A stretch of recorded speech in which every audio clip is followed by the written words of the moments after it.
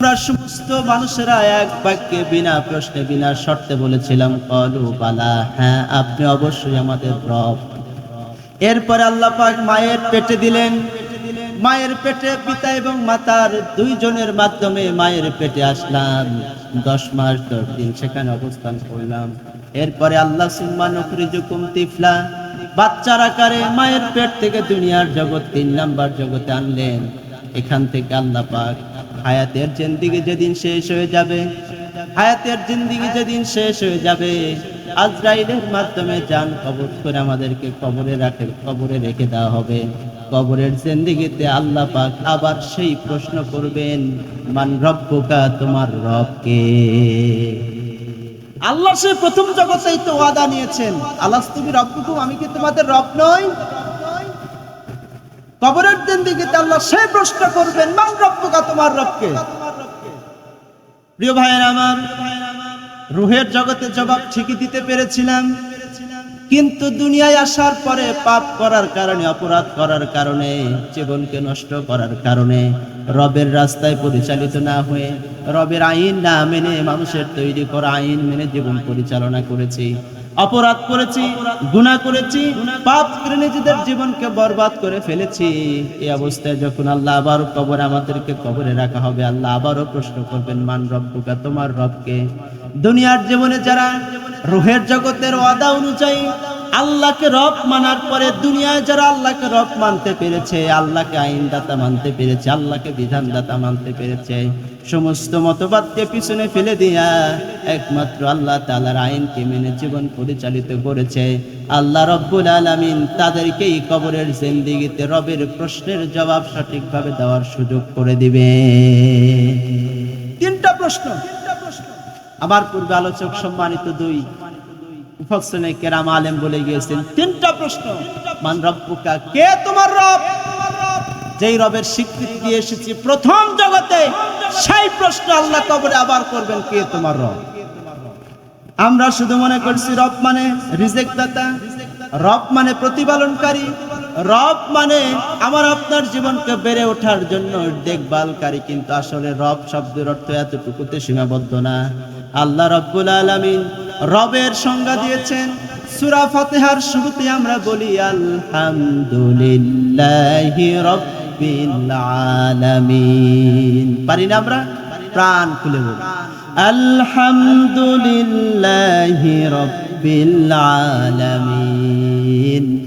রব তো তিনি প্রশংসার সমস্ত প্রশংসা সেই রবের যিনি আসমান জমিন সমস্ত পৃথিবী জগৎ সমূহের যিনি মালিক, সেই আল্লাহর। প্রিয় ভাইয়েরা আমার, এই রবের বিধান দুনিয়ায় মানলাম কিনা? যারা মানতে পেরেছে, যারা মানতে পারবে, তারাই কিয়ামতে, তারাই কবরে গিয়ে রবের সঠিক প্রশ্নের জবাব দিতে পারবে।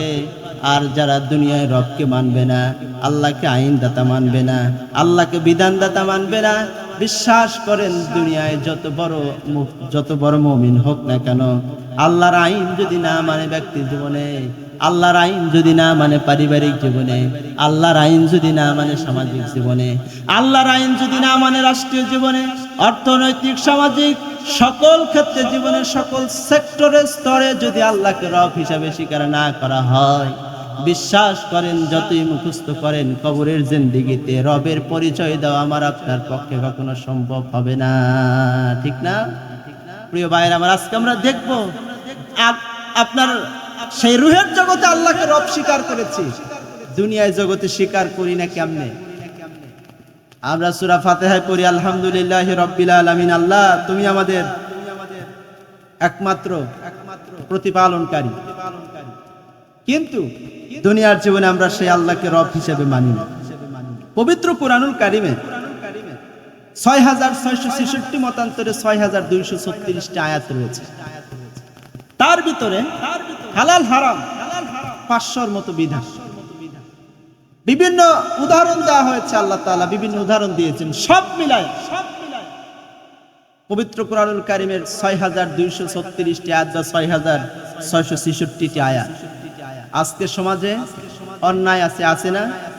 ব্যভিচার আছে, আছে না? হত্যাকাণ্ড হয় কি না? হয়। আজকে মানুষের জীবনে নিরাপত্তা নেই, ব্যক্তি জীবনের নিরাপত্তা নাই, সামাজিক জীবনে আপনি চলবেন সেই নিরাপত্তা নাই, সম্পদের নিরাপত্তা নাই, জান মালের নিরাপত্তা নাই। আপনি আমি এখান থেকে বাড়িতে নিরাপদে ফিরে যেতে পারবো এই নিশ্চয়তা কি আছে? আপনার মেয়ে, আপনার বোন প্রতিষ্ঠানে গিয়েছে, বাহিরে গিয়েছে, ইজ্জত নিয়ে সঠিকভাবে নিরাপদে বাড়ি ফিরতে পারবে সেই নিশ্চয়তা আছে?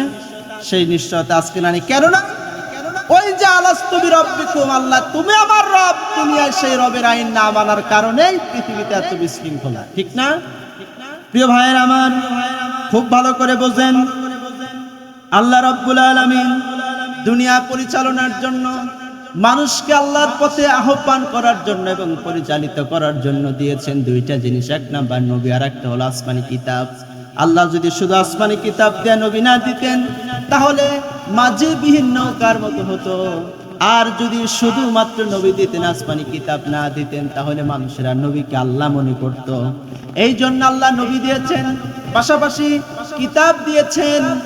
নবী দেওয়ার পরে, কিতাব দেওয়ার পরে আল্লাহ পাক বলেছেন, আমার এই কিতাব যারা মানবে, ফামান তাবিয়া হুদায়া ফালা খাউফুন আলাইহিম ওয়ালা হুম ইয়াহজানুন। আমার পক্ষ থেকে কিতাব যাবে, যারা তার অনুসরণ করবে, পড়বে, বুঝবে, আমল করবে, মানবে, ফালা খাউফুন, কোনো ভয় নাই। কিসের ভয় নাই? দুনিয়ার মানুষের জীবন হত্যা হয়, মানুষকে হত্যা করা হয়, সন্ত্রাসের ভয় নাই। ওয়ালা হুম ইয়াহজানুন, তোমাদের কোনো চিন্তাও নাই। আজকে আমাদের ভয়ও আছে, চিন্তাও আছে, ঠিক না? কেন? আল্লাহর তো বিধান আমাদের কাছে আছে, কিন্তু সেই বিধান আমরা সঠিকভাবে মানি না। আজকে আমরা নিজেরা মুসলমান পরিচয় দিই, কিন্তু মুসলমানিত্বের কাজ আমরা করি না। নিজেদেরকে ইমানদার বলে দাবি করি, কিন্তু ইমানের কাজ আমরা করি না। ইসলামকে আমাদের ধর্ম মনে করি, কিন্তু ইসলামের বিধিবিধান আমরা মানি না, ঠিক না? আজকে আমরা মনে করি ইসলাম মানে মসজিদ, মাদ্রাসা, ইসলাম মানে খানকা, ইসলাম মানে কিছু নামাজ রোজা করব, হজ যাকাত করব, কিছু দান সদকা, রোজা, এরপরে হজ। কিন্তু এতটুকুর ভিতরে ইসলাম না। আপনার ব্যক্তি, পরিবার, সমাজ, রাষ্ট্র, সকল ক্ষেত্রে ইসলামের আইন মেনে নেওয়ার মাধ্যমে, আল্লাহর আইন মেনে নেওয়ার মাধ্যমে মুসলমানদেরকে পরিচয় দিতে হবে আমি মুসলমান, ঠিক কিনা বলেন? প্রিয় ভাইয়েরা আমার, নিজেদেরকে মুসলমান বলে দাবি করি, কিন্তু মানুষের তৈরি করা আইনের কাছে মাথা নত করি। নিজেদেরকে মুসলমান দাবি করি, আল্লাহর আইন বাদ দিয়ে মানুষের তৈরি করা আইন দিয়ে ব্যক্তি, পরিবার, সমাজ এবং রাষ্ট্র পরিচালনা করি। এর চাইতে বড় মুনাফিক আর কি কেউ হতে পারে?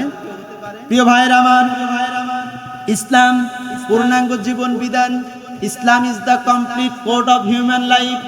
মানুষের জীবনে পূর্ণাঙ্গ রূপরেখা দিয়েছেন আল্লাহ তাআলা ইসলামের মাধ্যমে, এবং এই ইসলামকে আল্লাহ পাক মনোনীত ধর্ম এবং মনোনীত জীবন ব্যবস্থা হিসেবে কবুল করেছেন। আল্লাহ পাক বলছেন, ইন্নাদ-দীনা ইনদাল্লাহিল ইসলাম ওয়া ইখতালাফাল্লাযীনা উতুল কিতাবা ইল্লা মিন বা'দি মা জাআহুমুল ইলমু বাগয়াম বাইনাহুম ওয়া মান ইয়াকফুর বিআয়াতিল্লাহি ওয়াল্লাহু ফাইন্নাল্লাহা সারিউল হিসাব। আল্লাহ পাক বলছেন সূরা আল ইমরানের 19 নং আয়াত, ইন্নাদ-দীনা ইনদাল্লাহিল ইসলাম, নিশ্চয় আমার কাছে, আল্লাহর কাছে একমাত্র, কেবলমাত্র, শুধুমাত্র গ্রহণযোগ্য মনোনীত জীবন ব্যবস্থার নাম হলো ইসলাম। প্রিয় ভাইরা আমার, সেই ইসলাম থেকে আজকে আমরা দূরে সরে যাচ্ছি। ইসলামের কিছু আমরা মানি, কিছু মানি না। আল্লাহর কথা মতো নামাজ পড়ি, কিন্তু আল্লাহর কথা মতো আমার রাজনীতি পরিচালিত হয় না। আল্লাহর কথা মতো আমি রোজা রাখি, কিন্তু আল্লাহর কথা মতো আমি আমার অর্থনৈতিক জীবন পরিচালিত করি না। আল্লাহকে মানি মসজিদের রব, কিন্তু আমার অর্থনৈতিক জীবনে সুদ দিয়ে পুরা। আল্লাহকে মানি রব, রাজনৈতিক ক্ষেত্রে মানুষের তৈরি করা আইন এবং কানুন দিয়ে আমি রাজনীতি করি। আল্লাহকে মানি রব, কিন্তু বিচার ব্যবস্থায় গিয়ে আল্লাহর আইন বাদ দিয়ে মানুষের তৈরি করা আইন দিয়ে বিচার করি। এটা কখনো পরিপূর্ণ মুসলমানের কাজ হতে পারে? আল্লাহ রাব্বুল আলামিন বলছেন, ইয়া আইয়ুহাল্লাযীনা আমানু দুখুলু ফিস সিলমি কাফা ওয়া লা তাত্তাবিউ খুতুওয়াতিশ শাইতান ইন্নাহু লাকুম আদুউম মুবিন। আল্লাহ পাক বলেন ইয়া আইয়ুহাল্লাযীনা আমানু, হে ঈমানদাররা মানে আমরা, উদখুলু ফিস সিলমি কাফা, পূর্ণাঙ্গভাবে ইসলামে প্রবেশ করো। ওয়ালা তাত্তাবিউ খুতুওয়াতিশ শাইতান, আর শয়তানের পথাঙ্ক অনুসরণ করো না, শয়তান যেই পথে গেছে ওই পথে অনুসরণ করো না। ইন্নাহু লাকুম আদুউম মুবিন, নিশ্চয় শয়তান তোমাদের প্রকাশ্য শত্রু। প্রিয় ভাইরা আমার, ভালো করে একটু বুঝুন। আল্লাহ বললেন হে ঈমানদাররা ইসলামে পরিপূর্ণভাবে প্রবেশ করো আর শয়তানকে অনুসরণ করো না। তাহলে ইসলামে প্রবেশ করার ক্ষেত্রে শয়তানের কথা আল্লাহ কেন বললেন? প্রশ্ন আসেন আমাদের। প্রিয় ভাইরা আমার, এই প্রশ্নের জবাব সূরা বাকারায় আছে।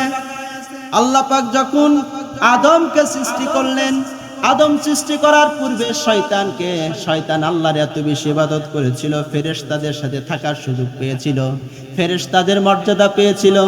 আল্লাহ আদমকে সৃষ্টি করার পরে যখন ফেরেশতাদেরকে বললেন, ফেরেশতারা উসজুদু লি আদম, হে ফেরেশতারা আদমকে সেজদা করো, ফাসাজাদু ইল্লা ইবলিস, সমস্ত ফেরেশতারা সেজদা করলো কিন্তু ইবলিস সেজদা করলো। সবাই জানি না এই ঘটনা? সবাই জানে। কিন্তু প্রিয় ভাইরা আমার, শয়তান যেদিন আদমকে সেজদা করলো না, এর পূর্বে আল্লাহ যত হুকুম করেছেন সব মেনেছে, আল্লাহ যত বিধান দিয়েছেন সব মেনেছে। কিন্তু আল্লাহ যখন আদমকে সেজদা করতে বললেন, শয়তান সেজদা করলো না, মানে আল্লাহর হুকুম অমান্য করলো। আল্লাহর হুকুম মানতে গিয়া পূর্ণাঙ্গ হুকুম না মেনে খানিক মানলো আর খানিককে মানলো না। আল্লাহ সেই কথা বলছেন, আদম সন্তান শুনে রাখো, শয়তান যেরকম আদমকে সেজদা করলো না, এর পূর্বে আল্লাহর সমস্ত হুকুম মেনেছে। সুতরাং তোমরাও তোমাদের জীবনে চলতে গিয়ে ফিরতে গিয়ে খানিক মানবে খানিক মানবেন এরকম হতে পারে না, বরং তোমার জীবনে যত সমস্যার সমাধান, যত সমস্যা হবে সমস্ত সমাধান করার জন্য আল্লাহর কিতাবের অনুসরণ করবে। শয়তান যেরকম খানিক মানার পরে আল্লাহ বললেন তোমাকে আমি অভিশপ্ত করে দুনিয়ায় প্রেরণ করলাম, ঠিক অনুরূপ ভাবে দুনিয়ায় আমরা যারা ইসলামের খানিক মানি, ইসলামের আর অংশ মানি না, এরাও শয়তানের মতোই শয়তানের অনুসরণকারী হয়েই আমরা পৃথিবী থেকে বিদায় নেওয়ার ধান্দা করছি। প্রিয় ভাইরা আমার, ইসলামকে বাদ দিয়া ইসলামের পূর্ণাঙ্গ রূপরেখাকে যারা মানতে চায় না, ইসলামের পূর্ণাঙ্গ বিধানকে যারা মানতে চায় না, এরা মূর্খ। এরা কি? এরা মূর্খ। আল্লাহ পাক পবিত্র কুরআনুল কারীমে বলেছেন, আফাতুমিনুনা বিবাদিল কিতাব ওয়া তাকফুরুনা বিবাদ, কোরআনের কিছু অংশ মানবে আর কিছুকে অস্বীকার করবে। যদি তা করো দুনিয়ার জীবনে আসবে লাঞ্ছনা, কাল কিয়ামতের ময়দানে কঠিন যন্ত্রণাদায়ক শাস্তির সম্মুখীন করা হবে। আজকে আমাদের জীবনে লাঞ্ছনা না? আজকে পৃথিবীতে সবচাইতে শ্রেষ্ঠ জাতি মুসলমান জাতি। আল্লাহ পাক বলছেন, কুনতুম খায়রা উম্মাহ উখরিজাত লিন-নাস, তোমাদেরকে শ্রেষ্ঠ জাতি হিসাবে তৈরি করা হয়েছে। আজকে মুসলমান শ্রেষ্ঠ জাতি হওয়ার পরও পৃথিবীতে সবচাইতে বেশি লাঞ্ছিত মুসলমান, পৃথিবীতে সবচেয়ে বঞ্চিত মুসলমান, পৃথিবীতে সবচেয়ে অপমানিত মুসলমান, পৃথিবীর নেতৃত্ব এবং কর্তৃত্বের একেবারে দূর দূরান্ত চলে গিয়েছে মুসলমান। এই মুসলমানিত্ব দিয়ে মুসলমানদের প্রকৃত পরিচয় দেওয়া কখনো সম্ভব হবে না। মানুষ বাদে পৃথিবীতে যা আছে সবটা আল্লাহর আনুগত্য করেছে, ইচ্ছায় অথবা অনিচ্ছা। আল্লাহ পাক বলছেন, আফা গায়রা দীনিল্লাহি ইয়াবগুন ওয়া লাহু আসলামা মান ফিস সামাওয়াতি ওয়াল আরদি তাওআন ওয়া কারহা ওয়া ইলাইহি ইউরজাউন। আফা গায়রা দীনিল্লাহি ইয়াবগুন, তারা কি ইসলাম বাদ দিয়ে অন্য কোনো জীবন ব্যবস্থা তালাশ করে? আল্লাহ প্রশ্ন করছেন সূরা আল ইমরানের 85 নং আয়াতে। সূরা আল ইমরানের 83 নং আয়াতে, আফা গায়রা দীনিল্লাহি ইয়াবগুন, তারা কি ইসলাম বাদ দিয়ে অন্য কোনো জীবন ব্যবস্থা তালাশ করে? ইসলামের আইন এবং কানুন বাদ দিয়ে অন্য কোনো আইন এবং কানুন তালাশ করে? ওয়ালাহু আসলামা মান ফিস সামাওয়াতি ওয়াল আরদ, অথচ আসমান এবং জমিনের, আসমান সমূহ এবং জমিনের সকল কিছু ইচ্ছা অথবা অনিচ্ছায় আল্লাহর আনুগত্য মেনে নিয়েছে। শুধুমাত্র কেবলমাত্র একমাত্র মানুষকে আল্লাহ পাক মানা এবং না মানার স্বাধীনতা দিয়েছে। প্রিয় ভাইয়েরা আমার, যারা ইসলাম মানবে না, ইসলামের পূর্ণাঙ্গ রূপরেখা মানবে না, ইসলামের ব্যক্তি মানে, ইসলামের পারিবারিক জীবন মানে, কিন্তু ইসলামের সামাজিক বিধান মানে না, ইসলামের বিচার ব্যবস্থা মানে না, ইসলামের রাজনীতি মানে না, ইসলামের অর্থনীতি মানে না, আল্লাহ পাক তাদের সম্পর্কে বলছেন, ومن يبتغي غير الإسلام دينا فلن يقبل منه وهو في الآخرة من الخاسرين একটু জিকির করি লা ইলাহা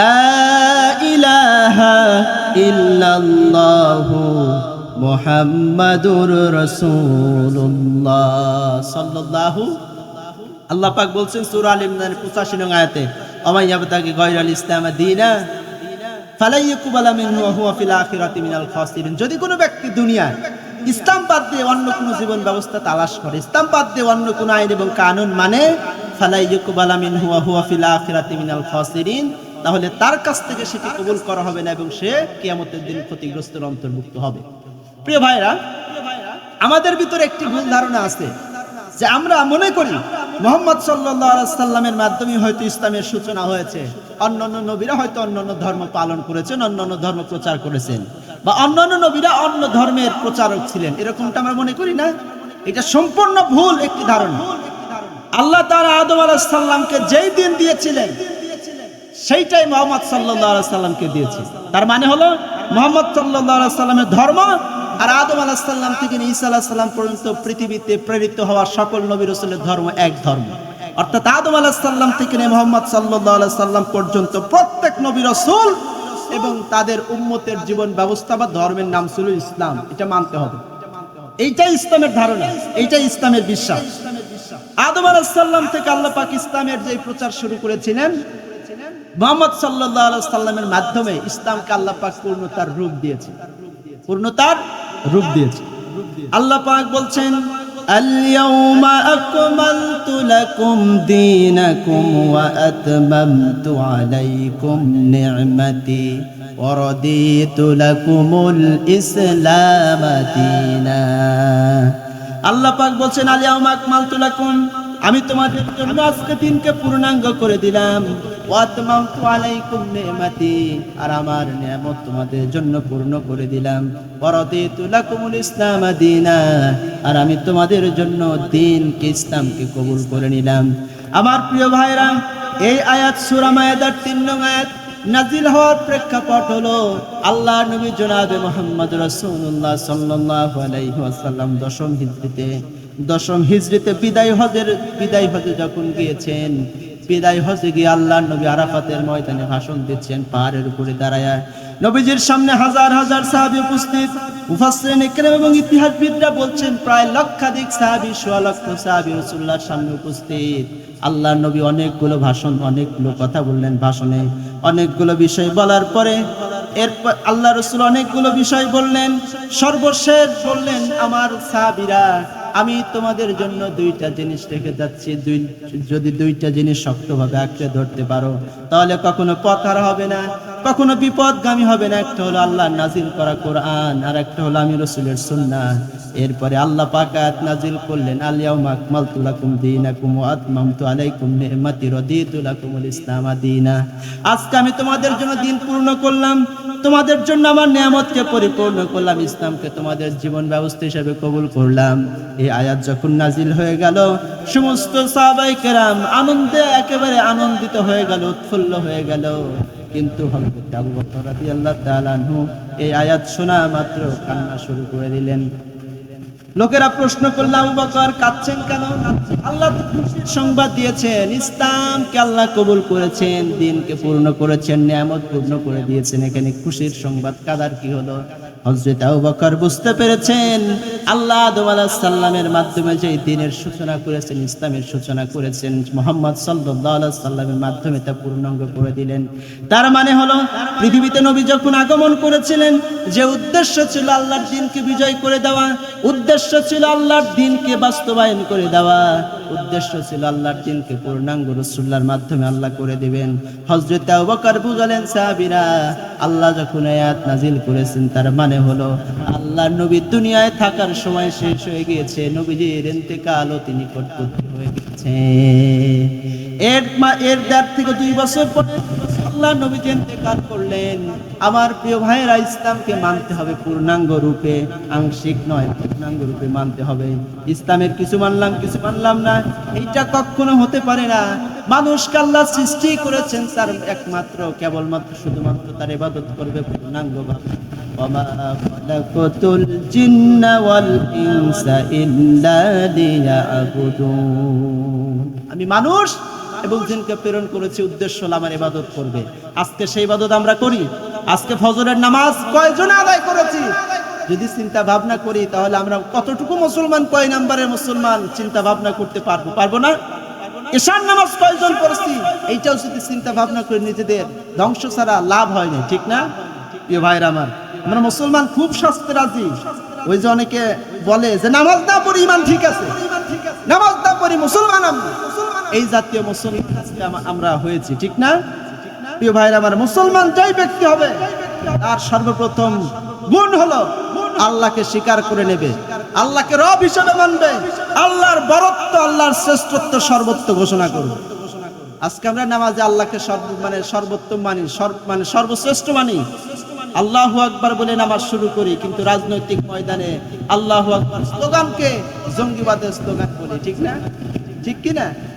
নামাজ পড়ে আল্লাহু আকবার বলে, আযান দিয়ে আল্লাহু আকবার বলে, আল্লাহু আকবার বলে যখন আপনার ময়দানে নামা হয়, বলা হয় এরা হলো সাম্প্রদায়িক, মানবতা বিরোধী অপরাধকারী, এরা হলো রাজাকার, এরা হলো সন্ত্রাসী, ধর্মের নামে এরা রাজনীতি করে, এরা হলো উগ্রপন্থী, এরকম বিভিন্ন কথা বলে কিনা?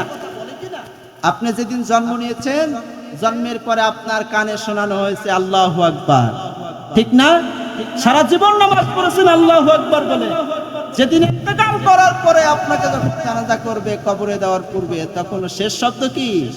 আল্লাহু আকবার। তার মানে কি?